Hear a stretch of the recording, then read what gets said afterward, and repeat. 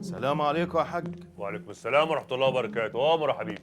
لا مؤاخذة يا حاج، في أمر بالحجز على الورشة لصالح الحاجة فاطمة. نهارها اسود، هي وصلت الحجز؟ هي لا هتقوم ولا ايه يا جدعان؟ كات.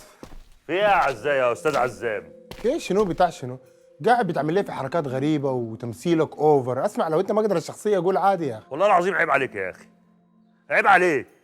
انت بدل ما تشكرني ان انا كمنتج مديلك فرصتك ان انت كمخرج تعمل اول عمل ليك، يا اخي عيب عليك يا اخي. بالطريقه دي ده اول عمل واخر عمل، انا كده اتدبست. يعني انت عايز تفضل طول عمرك مساعد لعبود في مشاريع التخرج بتاعته اللي عمرها ما بتخلص؟ يعني انت عايز تفضل طول عمرك ديل ليه؟ يا ابني انت موهوب، افهم بقى، ما تضيعش نفسك معاه. لكن كان التمثيل بشع بالطريقه دي. انا اساسا هتحصل على اللي كنت فيها مساعد، وهترحم على اللي كنت فيها ديل ذاته. يا ابني افهم، تعالى. طبيعي جدا يبقى فيه اخطاء في الفيلم، اي عمل اول عادي جدا يبقى فيه اخطاء. المهم ان انت لو جات لك اول فرصه ما تضيعهاش. دائما ما يبدأ مشواره ال1000 ميل بخطوة، لكنه أحيانا ينتهي بعد خطوة. في صناعة تنافسية وصعبة مثل صناعة الأفلام يكون العمل الأول أحيانا قصة سعيدة، وأحيانا أخرى قصة حزينة للغاية. أنا ريتا خان وهذا برنامج عن السينما. سنتحدث في هذه الحلقة عن أفلام العمل الأول.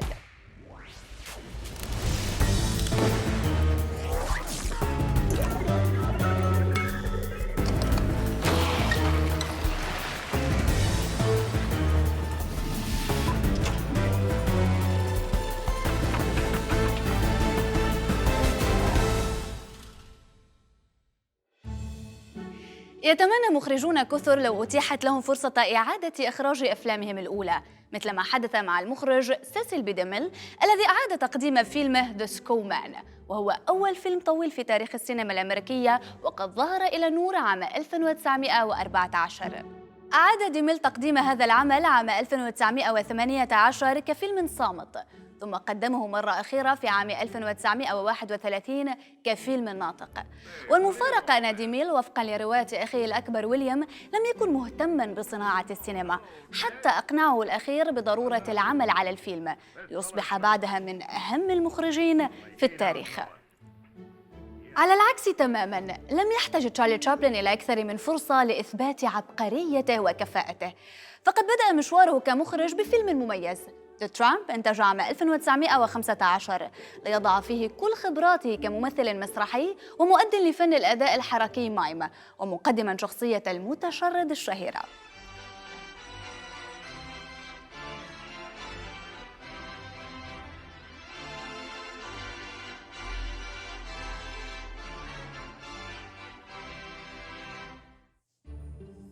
هناك مخرجون عظماء كانت أفلامهم الأولى كارثية، مثل المخرج الأمريكي ديفيد فينشر، ففيلمه الأول كان الجزء الثالث من سلسلة إيليان التي أخرج منها الجزئين الأول والثاني جيمس كاميرون وريدلي سكوت، محققين نجاحاً كبيراً.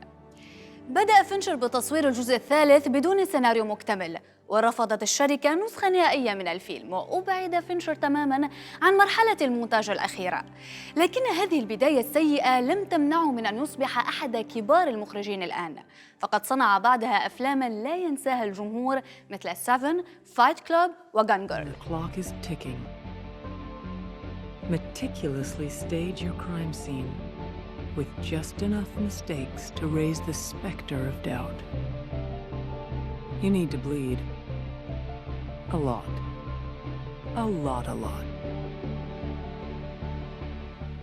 لا لا لا لا، ده شنو ده؟ شيلي الشنب ده كبير جدا، خليك في شنبك الأصلي لو سمحت. ما احنا لازم نحط حاجات من اللي بتضحك الجمهور. انا مش فاهم ايه مشكلتك في كده يعني. المخرج جورج روميرو ظهر جرأته في فيلمه الأول Night of the Living Dead عام 1968 الذي تحدث عن الزومبي، وهو موضوع لم تتطرق له السينما من قبل، ليصبح مرجعاً لكل أفلام الزومبي التي جاءت بعده.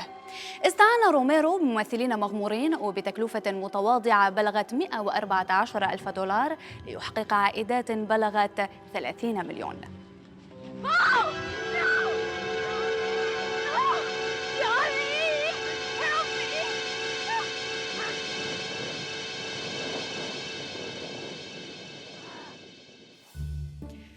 غالباً ما تظهر أساليب بعض المخرجين واضحة من أول عمل لهم، كما نرى في بي-ويز بيج أدفنتشر، أول فيلم طويل للمخرج تيم بيرتون، يبين أسلوبه الميال إلى الشخصيات الانعزالية ذات الطباع الغريبة وتأثره بالسينما التعبيرية الألمانية ومخرجيها.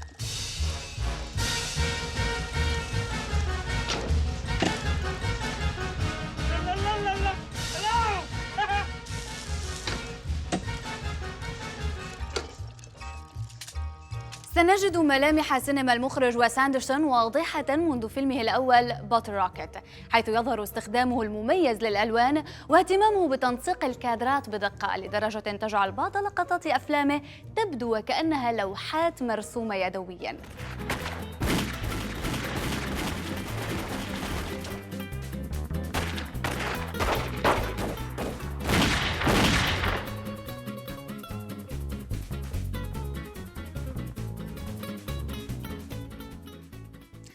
المخرج كوينتين تارانتينو بدأ حياته بفيلم لم تتعدى ميزانيته $5,000. لسوء حظه احترق معظم الفيلم في المعمل، لكن ما تبقى من My Best Friend's Birthday يكشف عن بصمته المميزة في الحوار وطريقته في إدارة الممثلين. Anyways, we're experimenting with this. It was so strong. I think an Indian tribe in Brazil has formed this religion around it. You okay, Billy? وهو ما نراه في Who's That Knock at My Door، أول فيلم للمخرج مارتن سكورسيزي، حيث يظهر حبه الشديد لاستخدام حركة الكاميرا البطيئة والتراكينج شوتس وأغاني فريقه المفضل The Rolling Stones بشكل لم يفارقه طيلة مشواره السينمائي. سكوت عشان هنصور. America's Kubla Khan, Charles Foster Kane.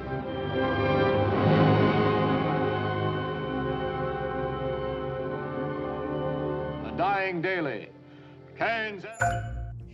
أقصى ما يحلم به مخرج في بداية مسيرته هو أن ينال فيلمه الأول إعجاب النقاد والجمهور، لكن أن يصنف كأعظم فيلم في تاريخ السينما من أغلب وأهم الاستفتاءات، فذلك ما لم يتوقعه المخرج الأمريكي أورسون ويلز عن فيلم سيتيزن كين. I beg your pardon, sir? What did you say? It's 4:30, isn't it, Jenny? Yes, ma'am. You have enjoyed a very rare privilege, young man. Did you find what you were looking for? No.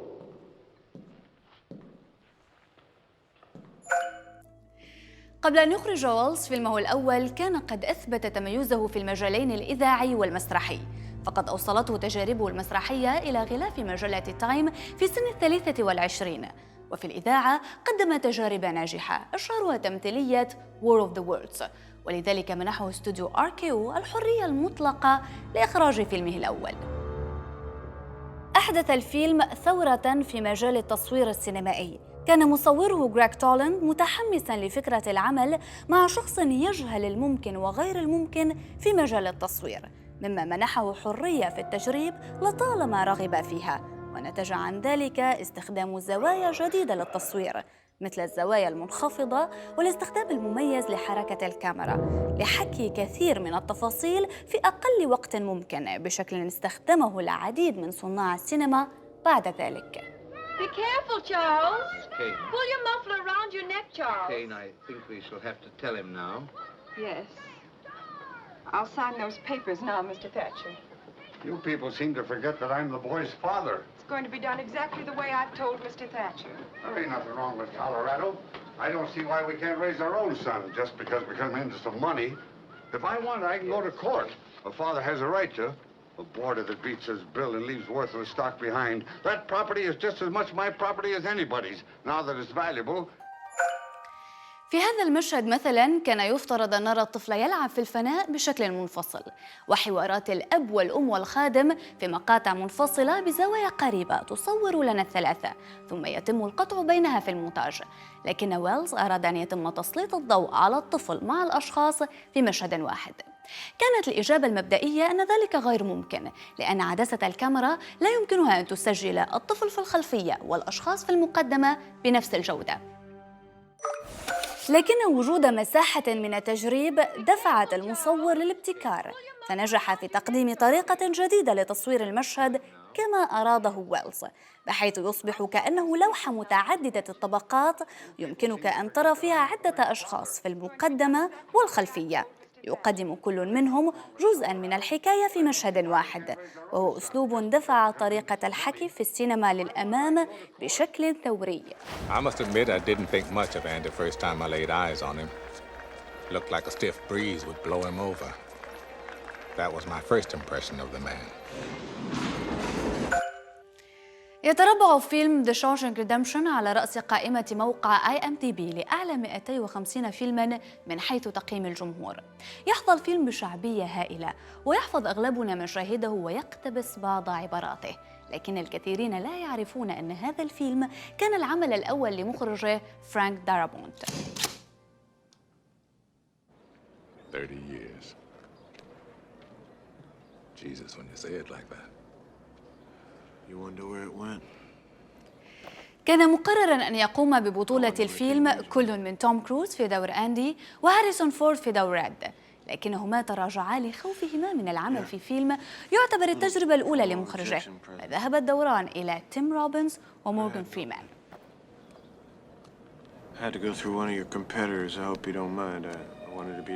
بعد النجاح الهائل للفيلم، رفض دارابونت أن يضع المشاهد المحذوفة من الفيلم في نسخة DVD لأنه خجل من أن يراها الجمهور فيؤثر ذلك على تقديره لمشاهد خالدة، مثل مشهد موسيقى موزارت وهي تتردد في أرجاء السجن مصحوبة بتعليق مورغان فريمان الذي أصبح من أشهر التعليقات الصوتية في تاريخ السينما. I have no idea to this day what those two Italian ladies were singing about.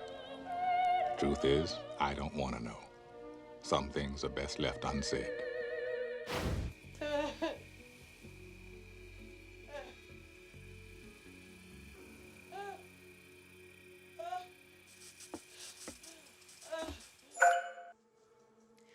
يواجه أي مخرج خلال عمله الأول الكثير من الضغوط لإثبات نفسه وإمكانياته.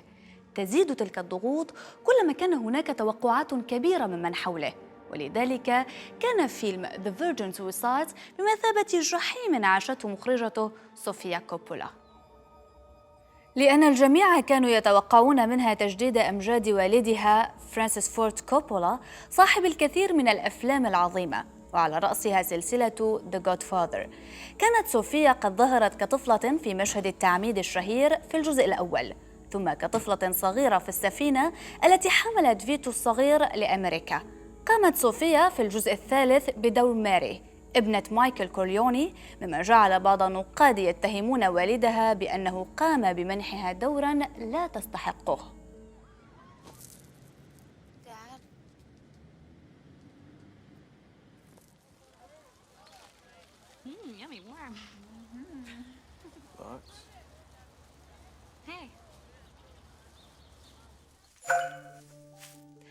كتبت صوفيا سيناريو فيلمها المقتبس من رواية للكاتب جيفري جوناديس، والذي يحكي عن 5 أخوات جميلات في سن المراهقة يعشن نمطاً صارماً من الحياة فرضته عليهن أسرتهن، ليقضين أيامهن وحيدات في الغرفة دون وسيلة للتسلية سوى الموسيقى ومجلات الموضة والسفر وخيالاتهن عن الحب.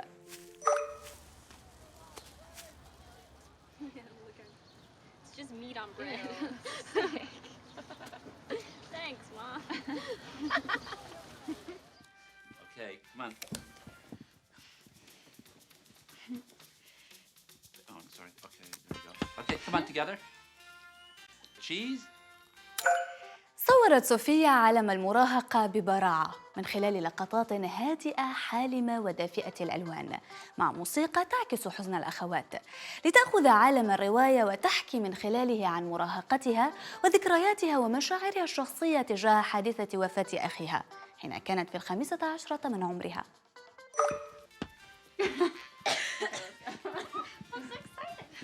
ليس هناك ما هو أصعب من أن تكون تجربتك الإخراجية الأولى هي الأخيرة. كثيرون تعرضوا لهذه الأزمة، على رأسهم الممثل العظيم مارلون براندو الذي خاض تجربة الإخراج مرة واحدة عام 61 في فيلم One Eye Jacks. مع أنه حصل على جائزة أفضل مخرج من نقابة المخرجين الأمريكيين وحصل على نقد جيد، لكن الفيلم كلف 6 ملايين دولار بينما بلغت إيراداته 4 ملايين فقط.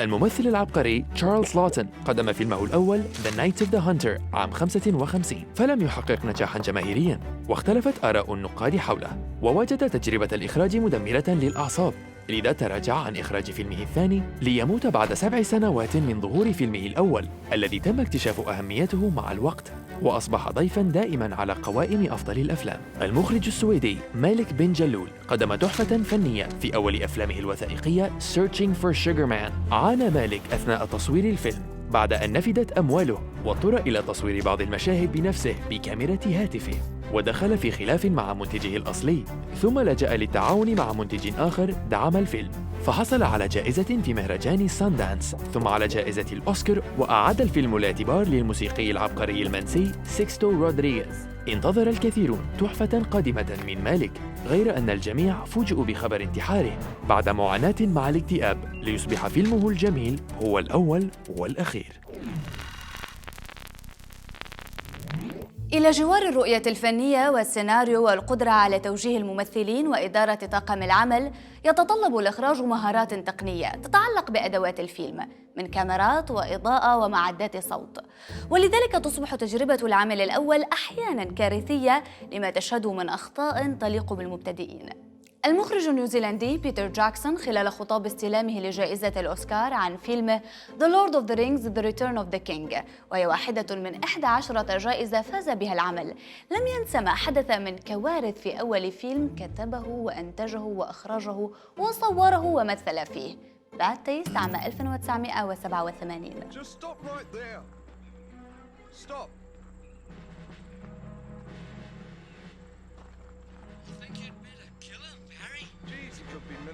كانت التجربة الإخراجية الأولى لأوليفر ستون فاشلة بكل المقاييس، لدرجة أن فيلمه سيجر لم يعرض إلا لأيام في عدد قليل من الدور، ولم تتم إتاحته لمشاهدي الفيديو والDVD كما يحدث كثيراً مع أفلام لا تحقق نجاحاً في السينما.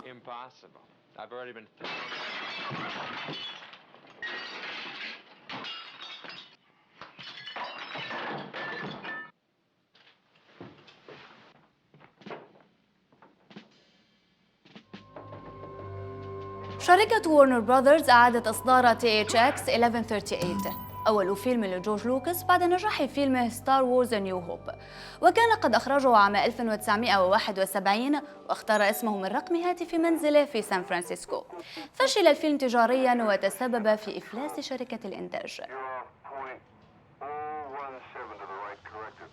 جيمس كاميرون أيضاً كان فيلمه الأول كارثياً لدرجة أنه يتغاضى عن ذكره ويشير إلى The Terminator كأول أفلامه، مع أنه جاء بعد 2 سنين من فيلم بيرانا 2، وكان كاميرون قد بدأ العمل فيه كمسؤول عن المؤثرات البصرية ثم كلف بإخراجه.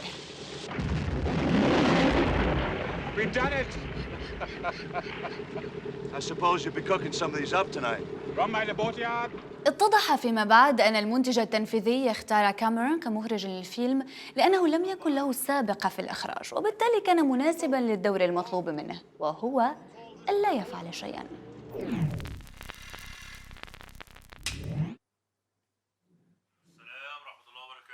اوبا، المايك ظاهر في الكادر.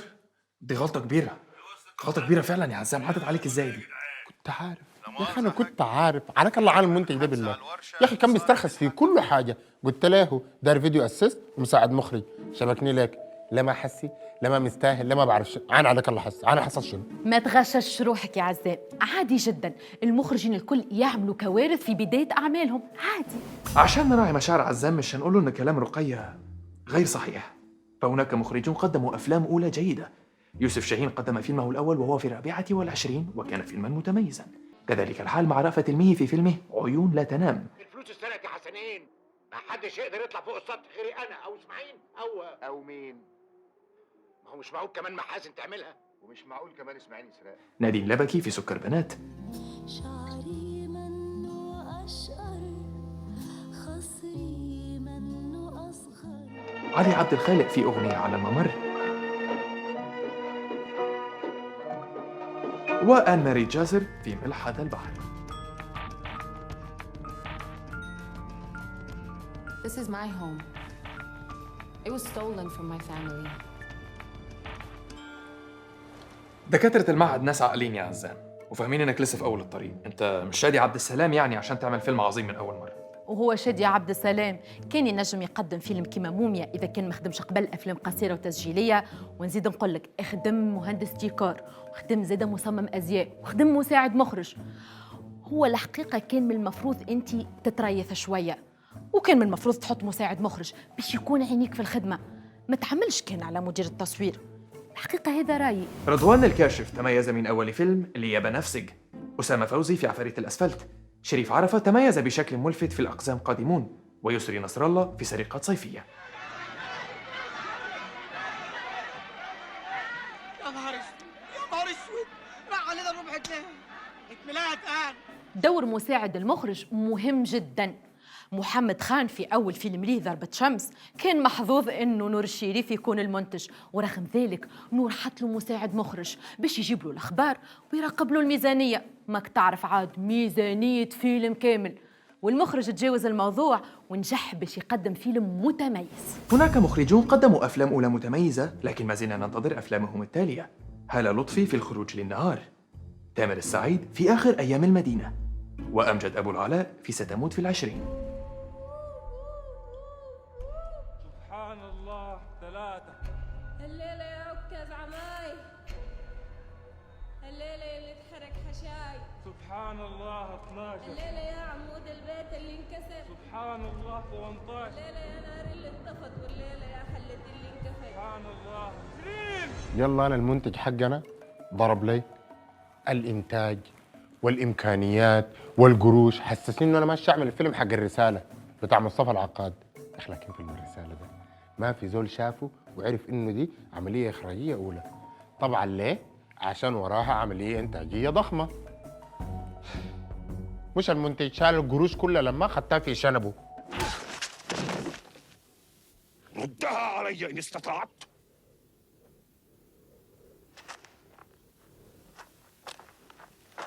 وأنتم ألا يواجهني منكم أحد؟ أنا شايف إن المصيبة اللي حصلت دي كانت في صالحك. تخيل لو كنت تقدمت بالفيلم ده وشافوا التمثيل البشع بتاع المنتج، كان زمانهم رفضوك من المعهد. أنا شايف إن الراجل بتاع الصوت ده خدمك بصراحة.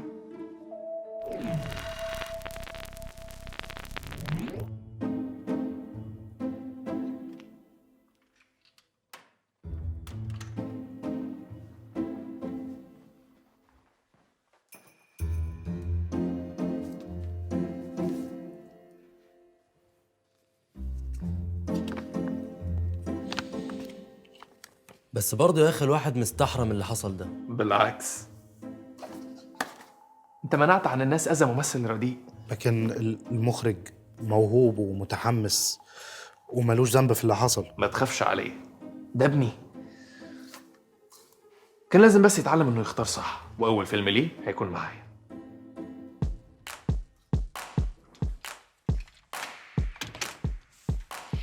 مع كل فيلم أول هناك حكاية درامية عن الطموح والأحلام والثقة بالنفس والشك والنجاحات والإحباطات واليأس والاستمرار. أنا ريتا خان وهذا برنامج عن السينما. إلى اللقاء.